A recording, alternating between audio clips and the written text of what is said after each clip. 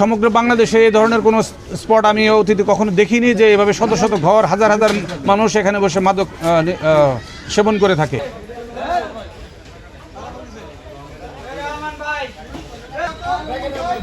শুধুমাত্র পুলিশি অ্যাকশনের মাধ্যমে কিন্তু এখান থেকে মাদক নির্মূল করা সম্ভব না।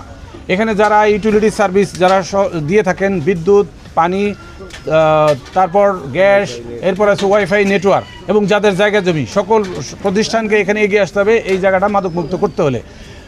এই সমগ্র বাংলাদেশে এই ধরনের কোনো স্পট আমি অতীতে কখনো দেখিনি যে এভাবে শত শত ঘর, হাজার হাজার মানুষ এখানে বসে মাদক সেবন করে থাকে।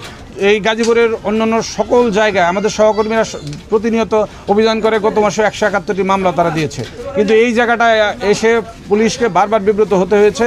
এই জন্য আমি এখানে একের পর এক অভিযান করেছি। এই অভিযানের পর এখানে স্থগিত হয়ে গেছে, এখন আর মাদক সেবীদের আনাগোনা দেখা যায় না। কিন্তু এখান থেকে যদি পুলিশ অ্যাকশন আমরা বন্ধ করে দিই, তারপর পরে আবার এখানে আগের মতো হাট বসবে। সেই হাটটা নির্মূল করবার জন্য এখানে যত বিদ্যুতের লাইন আছে এই মাদক স্পটে, সেগুলো আমরা বৈধ অবৈধ যা হোক সবগুলো আমরা বিচ্ছিন্ন করব।